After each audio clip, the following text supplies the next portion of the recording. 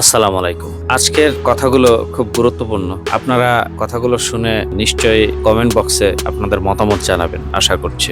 পাশের দেশের কিছু উগ্রপন্থীদের বক্তব্য আর আচরণ দেখলে একটা জিনিস পরিষ্কার: দুর্বলদের পৃথিবী কখনো সম্মান দেয় না। কিছুদিন আগে বাংলাদেশের আকাশ থেকে যে ব্যালিস্টিক ক্ষেপণাস্ত্রের দৃশ্য মানুষ দেখলো, অনেকেই সেটাকে শুধু প্রযুক্তির প্রদর্শন ভাবছে, কিন্তু শক্তিধর রাষ্ট্রগুলো কারণ ছাড়া নিজেদের সামরিক সক্ষমতা দেখায় না। এই পৃথিবী দ্রুত বদলাচ্ছে। চারপাশের পরিস্থিতি আমাদের চোখে আঙুল দিয়ে একটা কথাই মনে করিয়ে দেয়: নিজেদের নিরাপত্তা, প্রযুক্তি আর প্রতিরক্ষা সক্ষমতা এখন আর বিলাসিতা না, এটা প্রয়োজন। আমরা যুদ্ধ চাই না, ইসলামও অন্যায় যুদ্ধ সমর্থন করে না, কিন্তু আত্মরক্ষা, শক্তি অর্জন আর জাতিকে নিরাপদ রাখা অবশ্যই প্রয়োজন।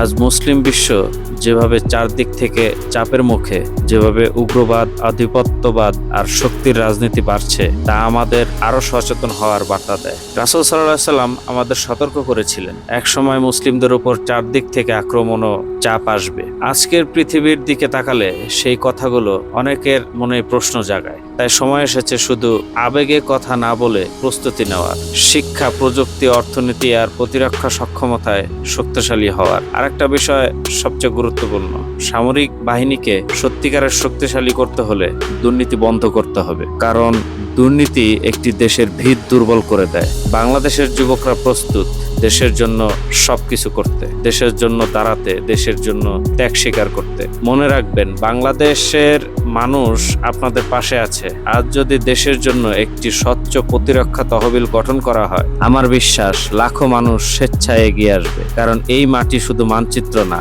এটা আমাদের সম্মান, আমাদের আবেগ, আমাদের ভবিষ্যৎ।